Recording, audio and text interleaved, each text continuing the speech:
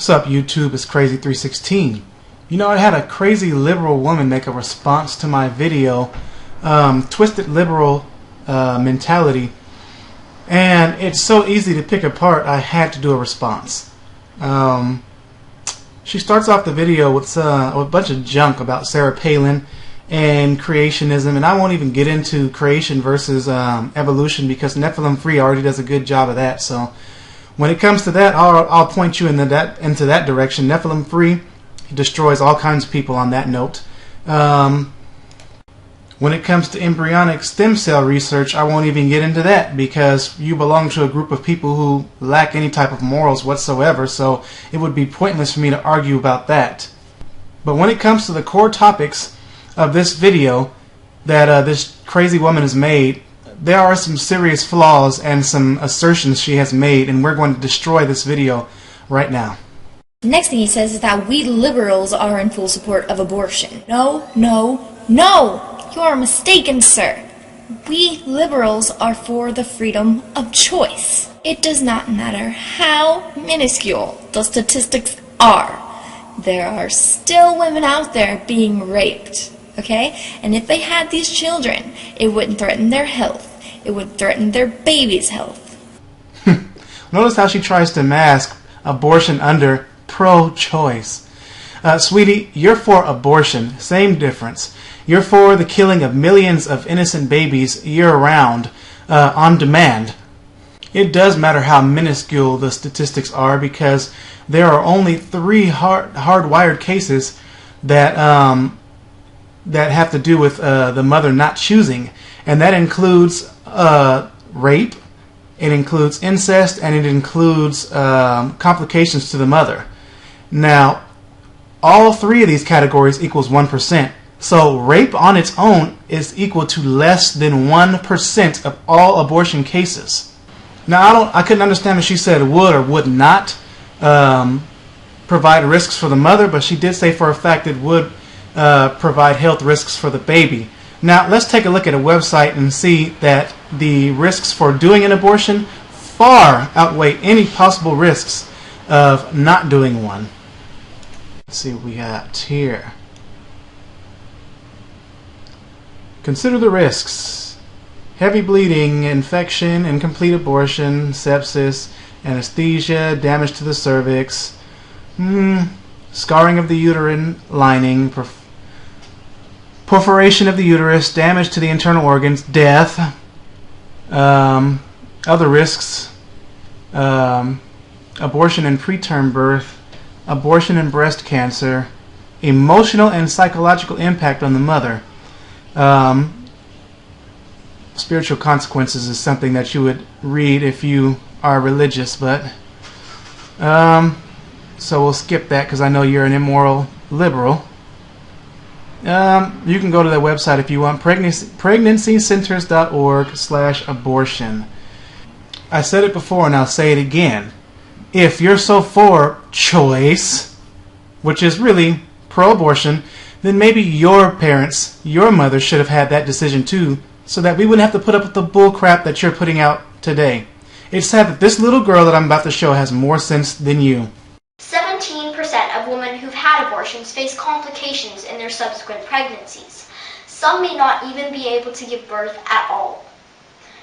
They are also at a greater risk of developing breast cancer if they have an abortion. But perhaps the worst effects are the emotional ones. Women who've had an abortion tend to have more mood disorders, substantial enough to provoke them to harm themselves. In addition, women who've had an abortion are 5 times more likely to have problems with drug and alcohol abuse. Abortion leaves a woman feeling lost and uncertain about their future. Almost 1/3 of all women who've had an abortion are dissatisfied with their decision. It certainly is not the cure-all people think it is. Homosexual people should not have the same rights as heterosexual people do. He started off with saying that gay people have the same rights as heterosexuals do, as he's wearing a shirt that says protect marriage, one man, one woman. Yes, because one of them can marry somebody of the opposite sex, and that means one man, one woman. Because a marriage contract does not require love.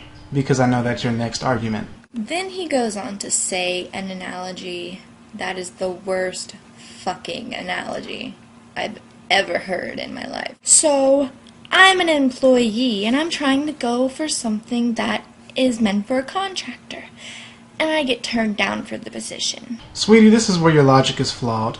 I didn't say anything about qualifying for a position. I said qualifying for a contract.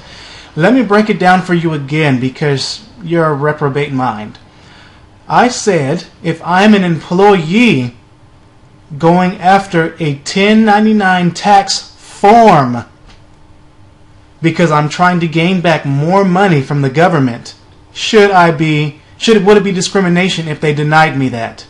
And no, it wouldn't be discrimination because as an employee, I don't qualify for something that a contractor would qualify for. What you're saying is that I can go and apply to be a contractor, but I would have been a contractor all year and would have gotten the right amount of money back. So your argument falls flat on its face. As far as the pitiful remark about going to school to stop being a homosexual, even though that argument failed, there have been several people that have switched in and out of that lifestyle, so explain that for me. How dare you equate homosexuality with bestiality? Who the hell are you to say something like that? The reasoning you used was, there's a contract between a man and a woman, and there's none between a guy and a guy or a woman and a woman. Nowhere in my video did I say that. We can clearly see that you never watched the video. What I said was I better see written contracts from all of y'all between you and the animal that it agreed for you chopping off its head and eating it, grilling it up, and I also said I want to see written contracts between you and the animal before you own it. For the sake of time for the remainder of this video, I'm not going to post her clips. I know many of you watched her video and said you couldn't take it anymore after about 4 minutes of it anyway. So after that, she tries to bring up something that another atheist says about animals not being able to, they're not on the same level as us on logic and reasoning, which is the argument that I always use against Mike Libertarian or Hype Libertarian.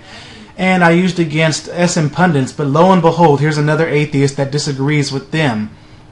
What I say to that is, look at this clip and tell me if this is consent.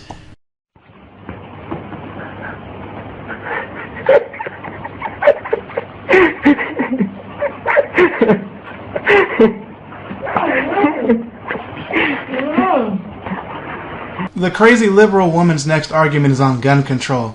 Do you know the argument that she uses is that not limiting gun control is like legalizing heroin because criminals are going to get a hold of it anyway?